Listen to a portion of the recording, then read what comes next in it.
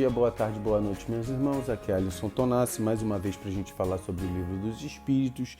E hoje nós vamos dar continuidade ao capítulo 2, parte 2, que fala sobre a alma. A gente falou sobre a alma, perispírito e espírito. A gente falou sobre princípio vital. 141.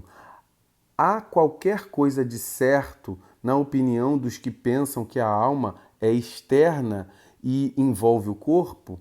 Ou seja, ele está perguntando o seguinte: a alma está por fora do corpo? Ela envolve o corpo? Aí a espiritualidade vai responder: a alma não está encerrada no corpo, como um pássaro numa gaiola. Ela irradia e se manifesta no exterior como uma luz através de um globo de vidro ou como um som ao redor de um centro sonoro. É por isso que se pode dizer que ela é externa, mas não como um envoltório do corpo. A alma tem dois envoltórios, um sutil e leve, o primeiro, que chamamos perispírito, o outro grosseiro, material e pesado, que é o corpo. A alma é o centro desses dois envoltórios, como a amêndoa na casca, já o dissemos. Então ele diz o seguinte: a alma ela fica aderida a alma é dentro ou fora do corpo? A espiritualidade fala o seguinte: os dois, ela está dentro e fora. É como se fosse uma lâmpada. O centro irradiador ele é interno, mas como a lâmpada ela tem uma casca de vidro, aquele centro interno irradia para fora. Então, os espíritos eles conseguem ver as emanações da alma. O que seria uma emanação da alma? Seria a aura, né? Que são aqueles que os videntes têm capacidade de observar. Mas mesmo assim, a aura ainda pode ser considerada material. E o perispírito é esse envoltório que também é visto circundante ao corpo físico. Vamos ao 142. 142. Que dizer dessa outra teoria, segundo a qual, na criança, a alma vai se completando a cada período de vida?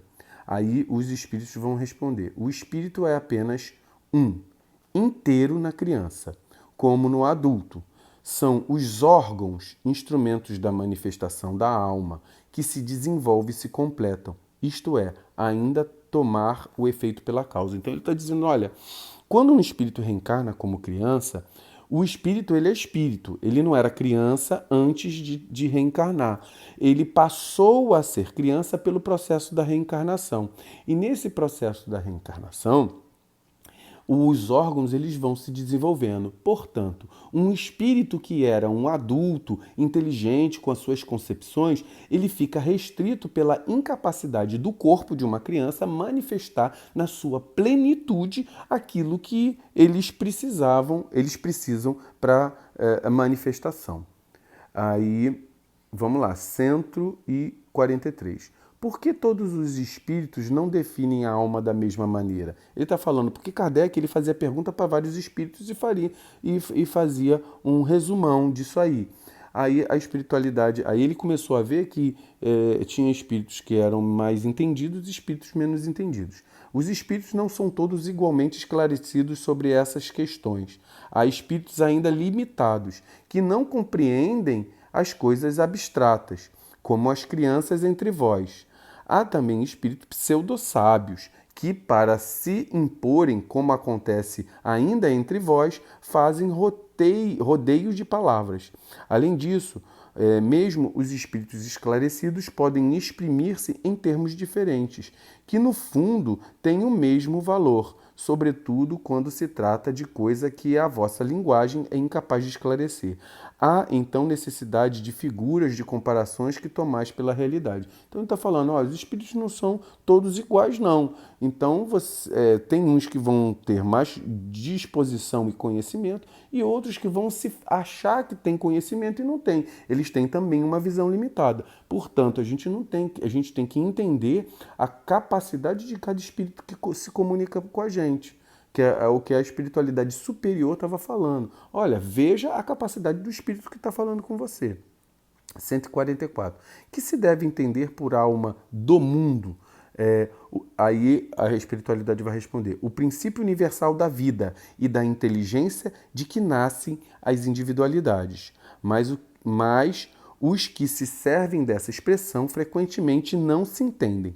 A palavra alma tem aplicação tão elástica que cada um a interpreta de acordo com suas fantasias.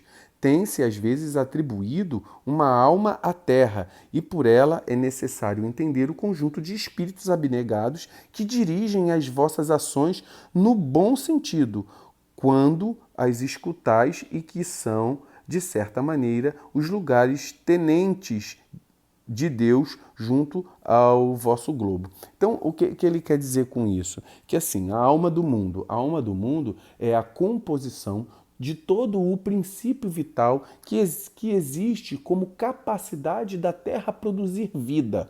Tá? É o princípio vital que a Terra pode emanar. Agora, qual é a alma do mundo? A alma do mundo é a alma de todos os habitantes da Terra que formam uma egrégora coletiva. É mais ou menos isso que ele quis dizer. 145. Como é que tantos filósofos antigos e modernos têm longamente discutido sobre a ciência psicológica sem chegar à verdade?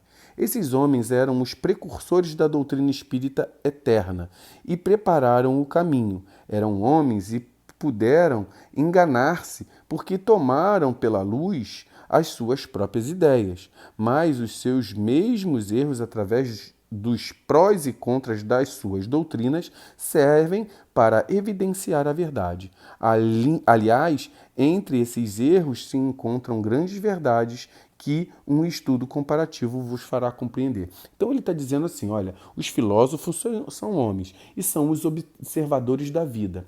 Através da observação limitada por eles serem homens, eles observam parte de uma verdade. Mas se você começar a comparar todas essas verdades, você vai começar a ter um discernimento maior. Isso faz parte da evolução do mundo. 146. A alma tem no corpo uma sede determinada e circunscrita. Então ele está querendo dizer, olha, a alma, ela tem algum lugar que a alma fica? Aí a espiritualidade vai responder, não. Mas ela se situa mais particularmente na cabeça, entre os grandes gênios e todos aqueles que usam bastante o pensamento, e no coração dos que sentem bastante, dedicando todas as suas ações à humanidade. A alma está no corpo todo, mas os órgãos que exprimem a alma são o cérebro e o que ele está dizendo, o coração, o lugar da inteligência e o lugar das emoções. Para um umbandista, a gente sente que o princípio da alma ele tem uma conexão inicial com toda a estrutura que emana do princípio universal através do Ori. Então você vai ter o Ori e você vai ter os chakras anteriores e os chakras posteriores. Eu vou botar aqui numa imagem para que os irmãos vejam. E a pergunta 146. A alma tem no corpo... Pergunta 146A. Que pensar da opinião dos que situam a alma num centro vital? Ou seja, o que você pensa das pessoas que acham assim, olha, a alma está no cérebro, a alma está no coração, a alma está no pulmão. Aí a espiritualidade vai responder que o espírito se encontra de preferência nessa parte do vosso organismo, que é o ponto a que se dirigem todas as sensações. Os que a situam naquilo que consideram como centro de vitalidade a confundem com um fluido ou princípio vital. Não obstante, pode dizer-se que a sede da alma se encontra mais particularmente nos órgãos que servem para a manifestação intelectual e moral, ou seja, intelectuais e morais. Ou seja, ele está dizendo que particularmente a alma ela se exprime principalmente pelo órgão de capacidade intelectual e moral. Qual é? O cérebro. Mas a alma está em todos os órgãos. Então, ela vitaliza o corpo independente de qualquer coisa. Então, a gente vai terminar por aqui e a gente vai depois dar continuidade nessas questões. Acho que ainda nós temos mais uma terceira. Eita, o tablet da minha filha. Uma terceira parte que é capítulo Emancipação da Alma. Aqui, capítulo 2, Encarnação dos Espíritos, finalidade da encarnação. A gente já falou, a gente está falando da parte 2 da alma, e na parte 3 será o materialismo. Axé, meus irmãos.